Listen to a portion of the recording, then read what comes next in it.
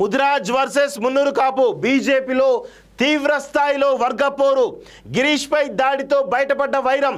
State chief post పైన BC versus BC. ఇక్కడ ఇరు వర్గాల మధ్య ఫైట్ అంటూ చూస్తూ ఉన్నాం. సో ఇద్దరు బీసీల మధ్య గొడవలు పెట్టి చాలా పెద్ద ఎత్తున తమాషా చూస్తూ ఉంటారు ఈ యొక్క అగ్రవర్ణాలకు సంబంధించినటువంటి వాళ్ళు. సో ఇప్పుడు బండి సంజయ్ కావచ్చు, ఈటల రాజేందర్ కావచ్చు, అరవింద్ కావచ్చు, ఇక మిగతా వాళ్ళు ఎవరైతున్నారో అందరూ బీసీలే.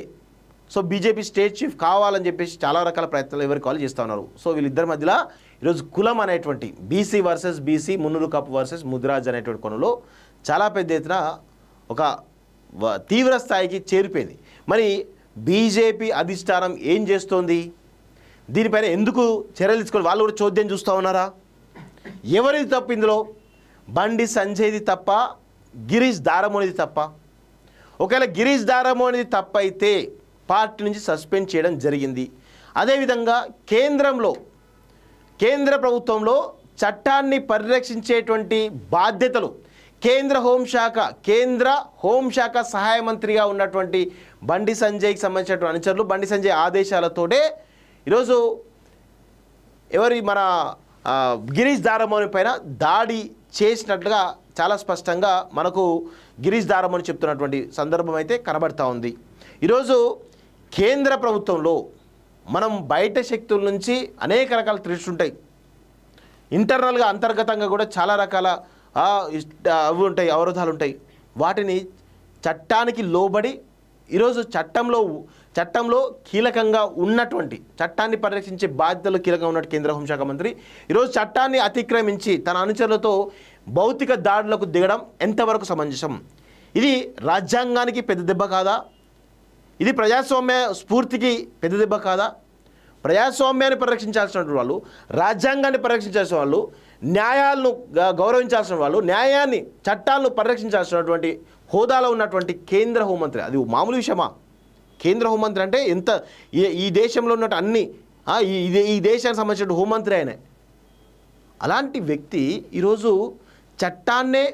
చట్టానికి విరుద్ధంగా పోయి ఈరోజు ఈ దాడులు చేయించడం పరిస్థితి ఏ విధంగా ఉందో మనం అర్థం చేసుకోవాలి. కేంద్ర ప్రభుత్వంలో భాగస్వామి కాకపోతే ఈ వ్యాఖ్యలు మాట్లాడకపోదును.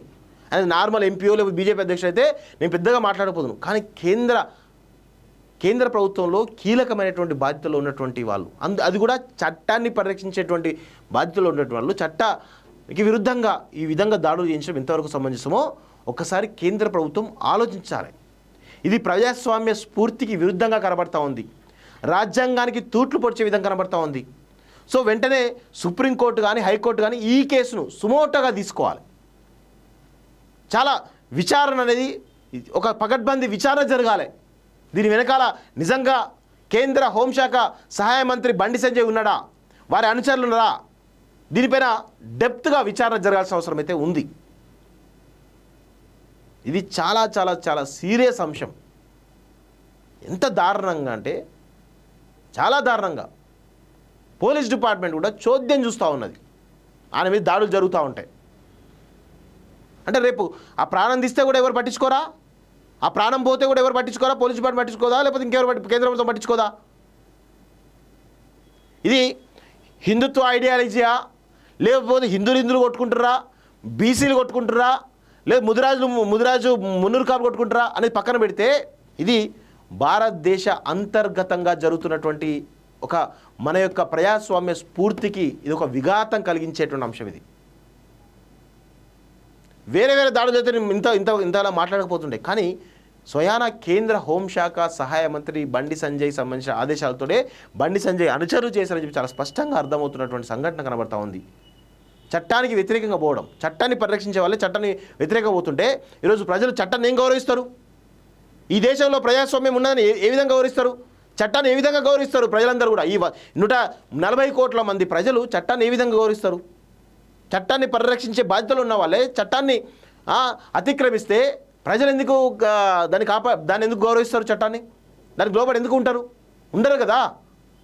ఇది ఖచ్చితంగా చాలా పెద్ద సీరియస్ అంశం. దీనిలో కేంద్ర ప్రభుత్వం జోక్యం చేసుకోవాల్సిన అవసరం ఉంది. 100% హైకోర్టు కానీ సుప్రీంకోర్టు కానీ సుమోటోగా తీసుకోవాలి ఈ కేసును. సుమోటోగా తీసుకొని దీనిపైన ఒక పారదర్శక విచారణ చేస్తే చాలా రకాల విషయాలు బయటపడతాయి. అవి ఇద్దరి మధ్య వ్యక్తుల మధ్య వైరం ఉండొచ్చు కాక, అది నేను మాట్లాడను. ఆ వైరం బండి సంజయ్ తప్ప, గిరీష్ దారమణి తప్ప, వాళ్ళిద్దరి మధ్యలో ఏందనేది ఆ ఇంటర్నల్గా సంబంధించిన విషయం.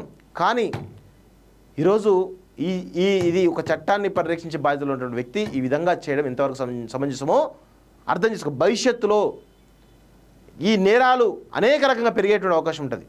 ఎందుకంటే చట్టాన్ని కేంద్ర హోంశాఖ మంత్రిగా ఉన్నటువంటి వ్యక్తే ఈ విధంగా చేస్తున్నారంటే ఇక దొంగలు, లంగలు, లఫంగాలు, ఇక క్రిమినల్స్ ఎందుకు కుంటారు? వాడే వేసిండు కదా, కేంద్ర మంత్రి వేసిండు కదా, మనం ఎంతనే చేద్దాం పా అంటారు. ఇది చాలా రకాల అవరోధాలకు, భారతదేశ సమగ్రతను మొత్తంగా పాడు చేసేటువంటి విధంగా కనబడతా ఉంది.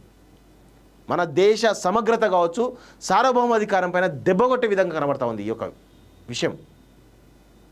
ఎస్, గిరీష్ దారమణి తప్పు చేస్తే చట్టపరంగా చర్యలు తీసుకోండి. పోలీసులతోటి మరి అనేక రకాలుగా మమ్మల్ని మాలాంటి జర్నలిస్టుల పైన అనేక రకాల ఇబ్బందులు పెట్టి గత ప్రభుత్వంలో ఆ ఇబ్బంది పెట్టి ప్రయత్నం చేయండి, సిస్టంలో ఉండి చేయండి, గౌరవం ఉంటుంది. కానీ ఓపెన్గా వందల మంది వెళ్ళి దాడులు చేయడం ఏంది? కనీసం ఆ దాడులు చేసినటువంటి విజువల్స్ ఉన్నాయి, ఫోటోలు ఉన్నాయి, అన్నీ ఉన్నాయి. ఒక్కరు కూడా ఇంతవరకు అరెస్ట్ కాలేదు. ఇది ఎంతవరకు సమంజసమో కేంద్ర ప్రభుత్వం ఆలోచించుకోవాలి.